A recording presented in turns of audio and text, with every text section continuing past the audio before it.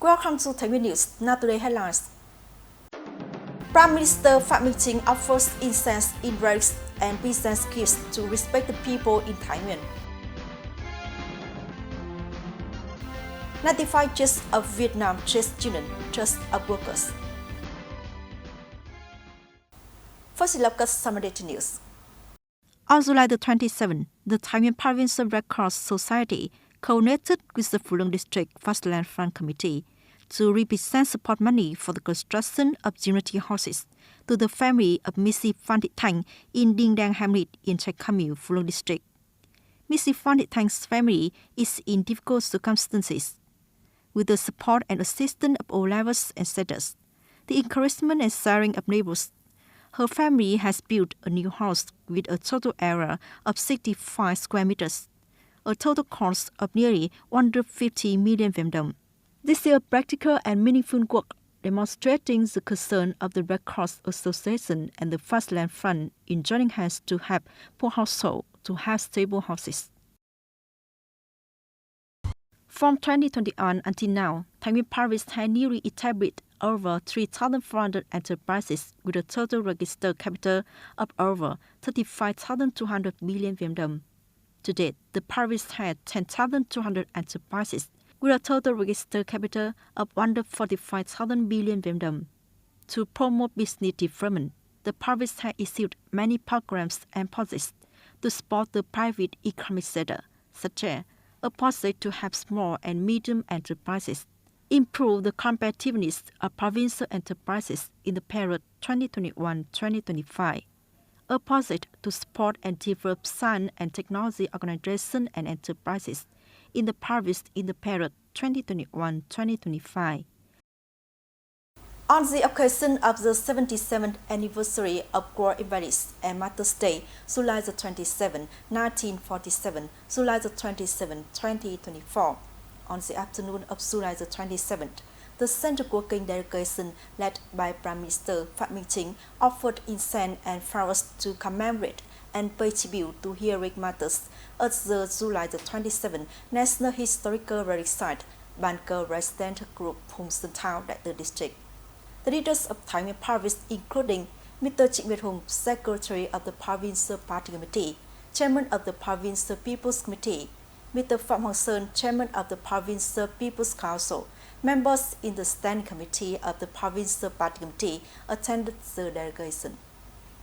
In a solemn atmosphere, Prime Minister Phạm Minh Chính and the delegation respectfully offered incense and flowers to commemorate President Ho Chi Minh, expressed deep gratitude to the heroic martyrs, fought to continue to promote the indomitable and steadfast tradition of the previous generations, firmly protecting the independence, freedom, and sovereignty of the fastland. Speaking at the relic site, Prime Minister Phạm Minh Chính emphasized, our country has gone through fair course against national independence, unify the country, and protect the borders of the fastland. To partly compensate for that loss and pain over the past 77 years, our party instead has always paid special attention and care, as well as had many preferential policies for wounded soldiers, sick soldiers, relatives of mothers, families with meritorious services to the revolution. The Prime Minister requested party committees, authorities at all levels and relevant sectors, including Thái Nguyên Province, to continue promoting the tradition. When drinking water, remember the source, thoroughly grasp and effectively implement policies and regimes for wounded and sick soldiers, people with meritorious services and families with preferential policies. He hoped that the wounded and sick soldiers, relatives of martyrs, and people with meritorious services to the revolution would continue to promote the tradition, be examples, and actively participate in building the homeland, become more prosperous and civilized. After the incense offering ceremony, Prime Minister Phạm Minh Chính and members of the Central Working Delegation and leaders of Thái Nguyên Province met, kindly visited and encouraged people with meritorious services in that district, hoping that the families could continue to promote the revolutionary tradition to work and study well. On this occasion, Prime Minister Phạm Minh Chính and members of the Central Working Delegation presented 20 gifts to people with meritorious services to the revolution and relatives of martyrs in that district. On July the 26th, in Thái Nguyên, the Central Propaganda Department trained honoris and skilled in propagating environmental protection, responding to climate change, conserving nature and biodiversity. At the conference, experts from the Ministry of Natural Resources and Environment presented two topics on the National Environmental Protection Strategy to 2030 with a vision to 2050 and some urgent issues. Proactively responding to climate change, contributing to socio-economic development, maintaining national defense and security.